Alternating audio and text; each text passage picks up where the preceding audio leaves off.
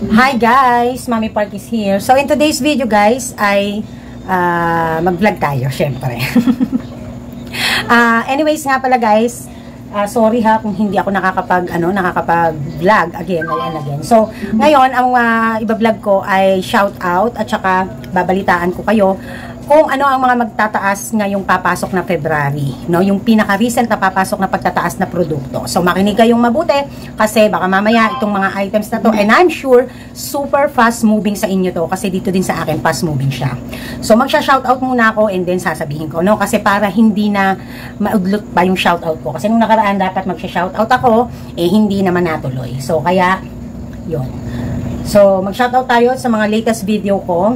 Dito sa dalawang latest video ko na mag-shoutout tayo kay unang-una na dyan ay nahirapan ako guys, dito na lang kaya sa video, no? Nahirapan akong gumanon pati tumitingin din ako dito kasi baka may bumibili.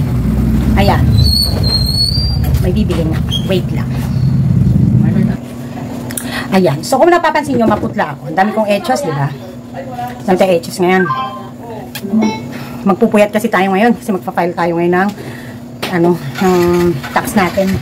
Anyways, shoutout muna tayo at i-discuss ko sa inyo kung alin ang mga items na tataas. So, unang-una na dyan is si Alfredo Datol, Arlene Gonzalez, Lucas FM7WY. Sabi niya, pwede daw ba magpaturo ng list po for sari-sari store yung inventory, no? So, yun nga. Hindi talaga ako tumatanggap ng ganyan trabaho kasi hindi ko po yan forte. Sa sarili kong negosyo pwede kasi papanindigan ko sarili kong negosyo magkamali man ako o hindi, responsible ako in my own business. So sorry po Lucas ha. Teresita Baron, thanks sa shout out mami, ang galing pero ingat sa kalusugan mami. Odna Lor, bumati lang sa atin at sabi nga niya, wala pong mabilhan last week pa, kaya pala kasi nagtaas na ng 5 kada isang bote ng Frasquito. Ayan, no? Ito yung vlog ko na yung gin ay tumaas. Gin mo, ito shout out to Jacker 1016. Ito ay aking suki. Sabi niya, gin mo nga dati 70, may dagdag ng 4, so 74. Nag-reply ako, sabi ko 68 lang dati. Sabi niya pa, siya si Mr. Camel kasi mahilig bumili ng Camel yon. So sabi ko, 68 lang ang pinanggalingan. Kaya ako in-adjust na, gawa kasi ng same lang din by February 1 magtataas na para naman makabawi-bawi ako ng kita dahil hindi naman kami nakapag-stock. 'Di ba? Dahil nabigla din kami. So alam ko nabigla ang mga customers ko at kaharinawa na awa naman ng Diyos. Hindi naman masyadong affected ang aking sales pagdating sa gin. No, yun ang nagpapasalamat ko sa mga customers ko. So yon. Juanito San Mateo, sabi niya, alam mo mami, yung mga nakwento mo na may mga nararamdaman ka nakakaiba dyan sa store mo, isang babalayo na may dadating nakakaiba sa buhay mo, ganun po yun kasi dinanas po namin yun. Matatakot ba ako? So, hindi naman siya nagpaparamdam nang wala akong kasama. Pili lang yung mga naging tindera ko na nagparamdam talaga siya. Ano ba yan? That may something, a reflection na. Ayan. Sabi niya, sila din daw mag-asawa, nagkasakit dahil kapag lumalamig daw ang panahon. At biruan nga daw nilang mag-asawa, sila daw ay parang may COVID daw. Kaya daw yung mga anak nila ayaw puntahan kasi baka daw may COVID sila. The more na naghihinala tungkol sa COVID, dapat the more na mas nalulok after ang magulang. Kasi nga, syempre, di ba? Dapat may pakialam. Si Sir Juanito talaga, marami siguro tong talagang sama ng loob na kinikimkim sa mga anak. Ito namang mga anak kasi. Anyways, personal na yan. Ayoko mag-react. Hi! Ha? Wala nga walang deliver Cute ng mukha. Sasawa naman Nang? Sasawa ng lumpia. Lumpiang sariwa? Ano yung bibenta mo? Hindi, wala. Gusto ko yun. Yun nga masarap at saka yung barbecue Bagay nga yung snack Thank you. Malu Aguirre, hi mami, thanks God that we are able to manage every struggles in our lives. Ayan. So na-vlog ko nga nagkakwentuhan nga kami at mabuti na lang din na siya din ay nakausad ng sales at nakabawi. Ayan. So to God be the glory, Mama Malu Aguirre. Teresita Baron, Kirmi Kelly, more hugs Mommy Park. Thank you. Yang Sanchez, Alice Faria, sabi niya na-miss talaga kita. Tagal kitang hinintay ang video mo. Lakas talaga ng panindam po ninyo. Love you, Mami. Love you too. Sapat lang. 2 days pa rin. Daniel Castro, 6297. December pa po tumaas dito, Mami. Dati, 1512, isang box, tas naging 1630 na po. Buti na lang, nakapag-stock ako pa unti-unti noon. Ang Marlboro po kaya, walang balita pagdating sa Marlboro, no? Pero, babalitaan ko kayo.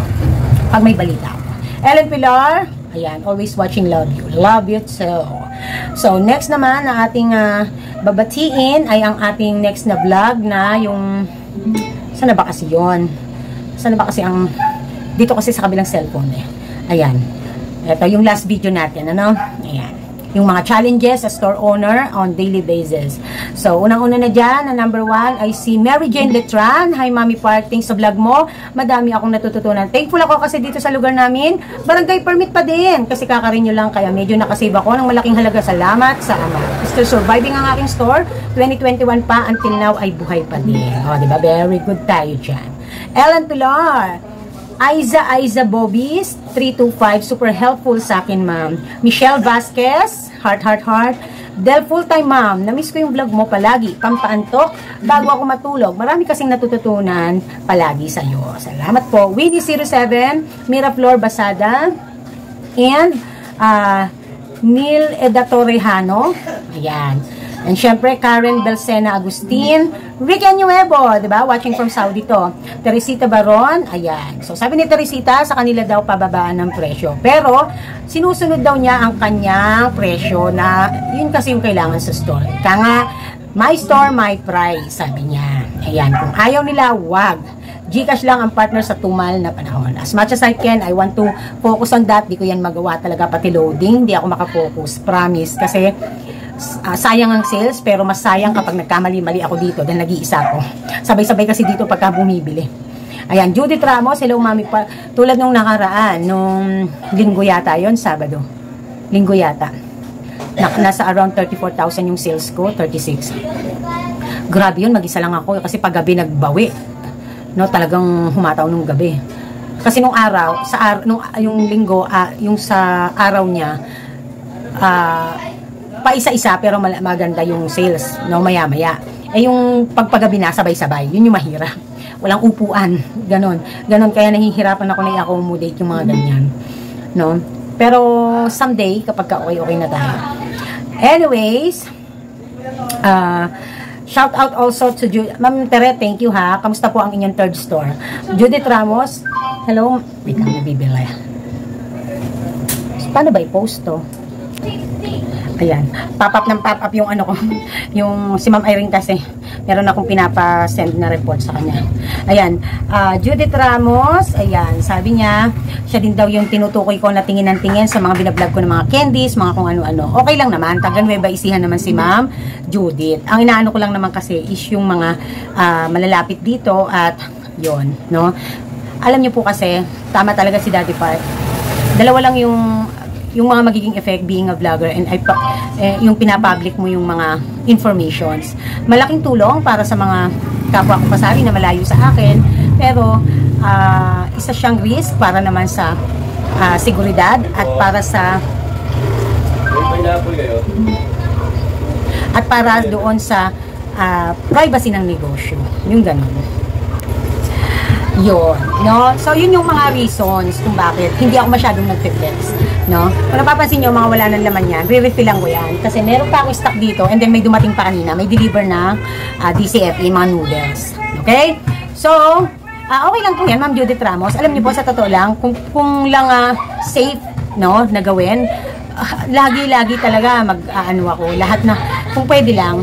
But, I realize also, it's not worth na basta ko iba-vlog, hindi naman malaki kinikita ko sa vlogging, tapos maapektuhan pa negosyo ko dahil sa pag-out ng mga information tungkol sa negosyo. So, kapag po pwede naman at kaya at makatutulong sa inyo and learning, walang problema. Diba? So, yun. So, patayo-tayo ako kasi syempre may bibili. Ano po? Okay. Venus sa Batang, hello. And Karen Belcena Agustin, sabi niya, tanong lang daw niya, August siya kumuha ng mayor's permit, August rin ba magre-renew? So uulitin ko din to, sasagutin ko na dito at sasagutin ko din yan sa susunod kong vlog ng tax topic. Kasi sasagutin ko yung mga naging tanong sa ating last topic ng tax topic. Okay? So ang tanong niya, kung August siya last year nagkuha ng permit, August din ba siya magre-renew? So hindi po. So, taon-taon talaga, dapat nagre-renew or sa pag-a-apply po, pag new po, ang pag-a-apply ng, ano ba yan? Nag-aaway, mag-asawa, nag-uusap, ang lakas ng bibig. Okay, kapag po new application sa negosyo, any of the month within the year. Pero kapag i-renew po iyan, every January. At usually po, yan ay may due date na January 30. May binibigay na consideration sa mga municipality, depende sa LGU, na may extend until February. So, even kumuha ka last year, December na, re-renewin mo pa rin yan January next year. Ganun yon, no? Halimbawa, last 2024 December. Ngayon, January 2025, re-renewin mo na yon. It doesn't matter kung anong buwan in a year mo kinuha o in-apply ang iyong business permit.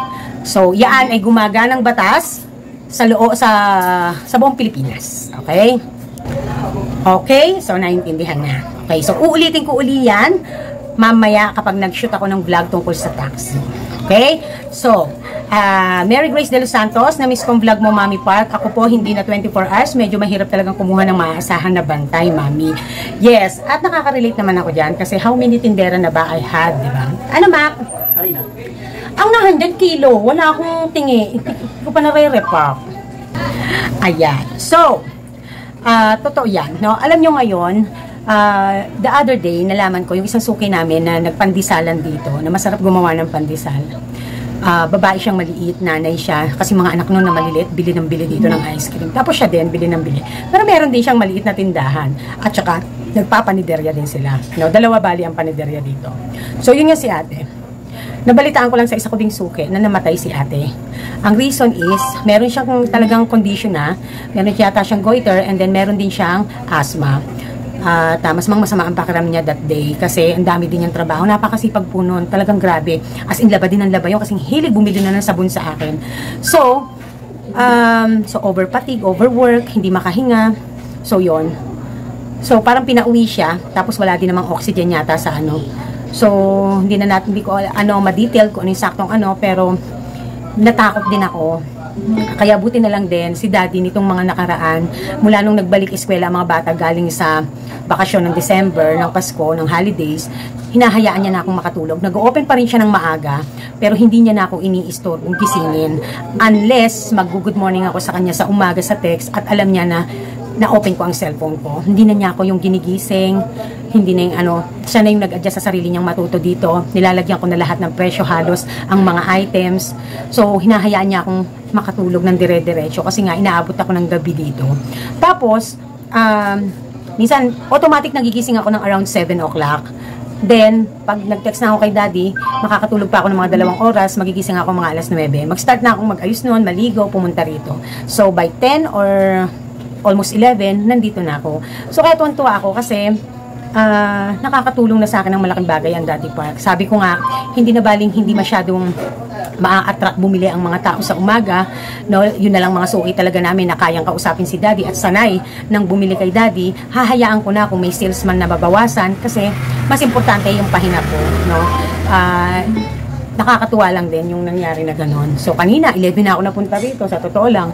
So, yun lang. Mahirap talagang walang kawaksi. Kaya lang, hindi naman, hindi rin naman kasi, minsan, worth, kung may kawaksi ka nga, sakit din ang ulo. So, yun, no? I feel you. No, I feel you. Okay. Next, sino naman ang ating i-shout out? Mary Grace de los Santos, na-miss daw niya yung aking na-miss daw niya yung aking pagbablog. So, ayun, ayan, kay Mary Grace de los Santos. So, heto na, para hindi na masyadong mahaba ang ating video. Heto na ang mga tataas sa produkto ng Nestle effective February 1. Pauuna ko na tataas ng February 1 muli sa iba't ibang mga area ang ating gin. Sa iba ay pangalawang pagtataas yan, sa iba naman ay unang pagtataas, at sa iba naman ay nagtaas na talaga. At effective February 1, dito yan sa amin. dito sa supplier namin. Okay? So, gin. Kaya mag-stock na. So, let's move on to the items na magtataas. Okay? Ayan. So, nangunguna na dyan ay ang lahat ng kape ng Nestle products, ng Nestle, lahat ng kape, maliban sa ating coffee stick. So, even 3-in-1 ay magtataas muli. Okay? So, nahandito yung mga yan. Kasi sinendan ako ng list. Okay? So, Coco Crunch ay magtataas din. Nahandyan na din na magtataas ang mga flakes and cereals at mga ready-to-drink na Milo. At, dapat na magtataas ang Nestle Cream, pero naudlot daw. Na-cancel daw ang pagtataas. But again, sooner or later, magtataas yan. Kaya, kung malakas sa inyo yan, mag-stock na kayo. So, good thing na nalaman natin to, kasi we still have how many days? No? More than a week na mag-restock. Magkakaroon pa ng isang booking pa bago ang pagtataas ng effective ng February 1. So, napakagandang ano yan. Napakagandang, ginawa ng ating ahente. Okay? So, kung ang ahente nyo ay katulad ko na active serve, makaka-relate kayo. Kasi, at saka, maaano na kayo niyan, no? Kung hindi kayo nai-inform ng ahente nyo, kasi dalawa ang ahente, isang maliit, yung mga nakamotor na booking, at yung sa malaki, nakakotse. na booking. Okay? So, kaya naman, maraming salamat po sa inyong lahat sa pakikinig, sa dami-dami at haba ng aking shoutout. Pero yun lang pala ang aking i-announce. Maraming salamat kung nakarating ka sa video na ito at di ka pa subscribe sa Mami Park. Ano pa ginagawa mo, mag-subscribe ka na. At marami kang matututunan dito sa ating channel. Okay? So, this is Mami Park and this is Team Park. Nagsasabing, Tindera is my proud career. Bye! Guys, sana manood pa rin kayo ha. Kahit tax topic na yung susunod ko ha. Please!